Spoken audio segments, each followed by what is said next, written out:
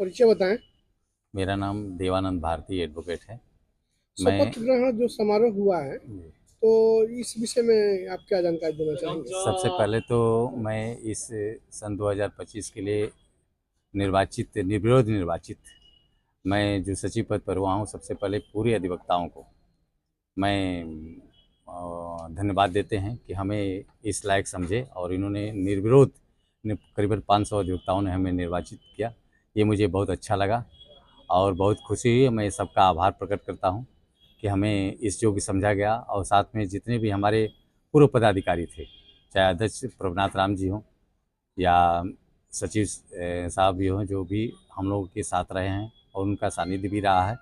और चूँकि पूरे अधिवक्ताओं को, चाहे हमारे सीनियर अधिवक्ता हों चाहे जूनियर अधिवक्ता हों, सारे अधिवक्ताओं ने मिल करके जो हमें स्नेह और प्यार दिया है और निर्विरोध निर्वाचित किया है, मैं इसके लिए धन्यवाद देता हूँ।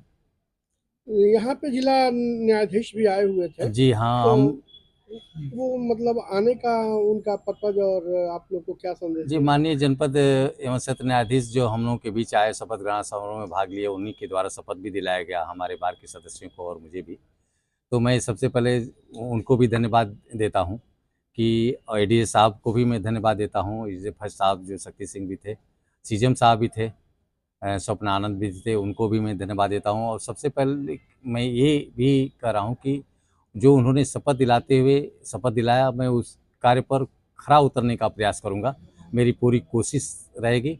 और मैं खास करके अपने जो हमारे यहाँ के जज साहबान भी हैं, तीनों फर्स्ट और सेकंड और थर्ड, माननीय हरिंदर सिंह भी जी हैं, माननीय फरहान साहब भी हैं और अभिषेक सिंह भी हैं, मैं उनका भी धन्यवाद देता हूं कि हम लोगों के बीच उन्होंने अमूल्य समय दे करके और शपथ समारोह में भाग लिया था। इसके लिए मैं तहे दिल से उनका हार्दिक अभिनंदन और वंदन करता हूँ। सर, यहाँ के अधिवक्ता समाज के लिए आप क्या बताना चाहेंगे? मैं अधिवक्ताओं के हमेशा अधिकार की बात करता रहा हूँ, चाहे वो पहले भी हो चाहे बाद में भी हो, मैं करता भी रहूँगा।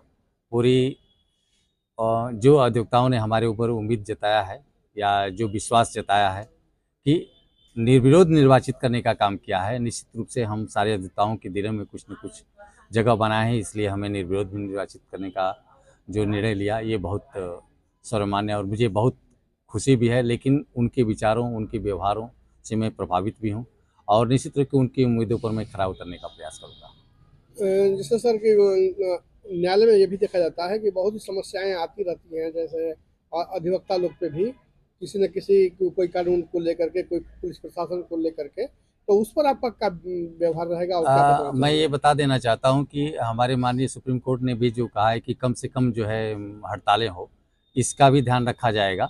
माननीय उच्चतम न्यायालय के आदेशों का पालन भी किया जाएगा। लेकिन अगर जहाँ अधिवक्ताओं के हित और अधिकार की बात होगी, निश्चित रूप से हम लोग खड़ा होने का प्रयास करेंगे और पुरजोर कोशिश करेंगे पूरे अधिवक्ताओं को साथ लेकर के।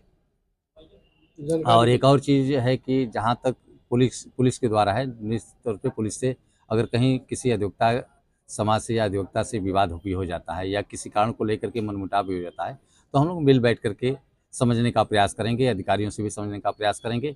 इसके बाद ही हम लोग कोई अधिवक्ता समाज को एक साथ रख करके निर्णय लिया जाएगा। जानकारी के लिए धन्यवाद। धन्यवाद।